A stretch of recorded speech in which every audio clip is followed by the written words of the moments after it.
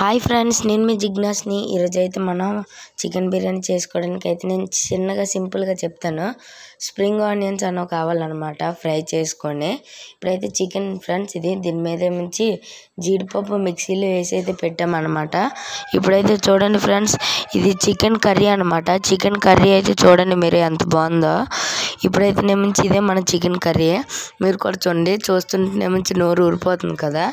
ఈ chicken curry ఏమించి ఉత్తిగా అయినా తినచ్చు, బిర్యానీలోకి అయినా తినచ్చు. చికెన్ దేనికైనా చాలా చాలా టేస్టీగా ఉంటుంది కదా ఫ్రెండ్స్. అవునా కాదా మీరే చెప్పండి. నాకైతే అన్నిటిలో చికెన్ అన్నది ఇంకా ఫ్రాన్స్ అనేది చాలా చాలా ఫేవరెట్ అనమాట.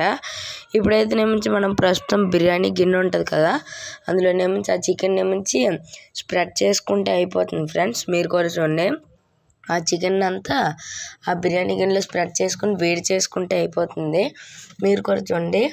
ఇదైతే నేమించి మీరు కొత్తగా చేస్తున్నట్టయితే నేమించి కొద్దిగా నేను చెప్పినవన్నీ కొద్దిగా చేయండి ఫ్రెండ్స్. ఓకేనా ఫ్రెండ్స్? ఓకేనా? ఈ వీడియోని లైక్ చేయండి ఫ్రెండ్స్. అలాగే నేమించి దీని మీద బగారా రైస్ అనేది వేసేయండి. చూడండి ఫ్రెండ్స్, మనకి అవుట్పుట్ ఇలాగ వచ్చిందనమాట. బగారా రైస్ వేసి మీద ఆనియన్స్ ఉన్నాయి కదా, ఆనియన్స్ అన్న మీద వేసేయండి. చూడండి ఫ్రెండ్స్, అంతే ఫ్రెండ్స్. చూడండి, టేస్టీ టేస్టీ యమ్మీ యమ్మీ చికెన్ బిర్యానీ అయితే రెడీ అయిపోయింది కదా. మీరు కూడా చూడండి, ఇదైతే మంచి చాలా చాలా మంచి టేస్ట్ ఉంటుంది.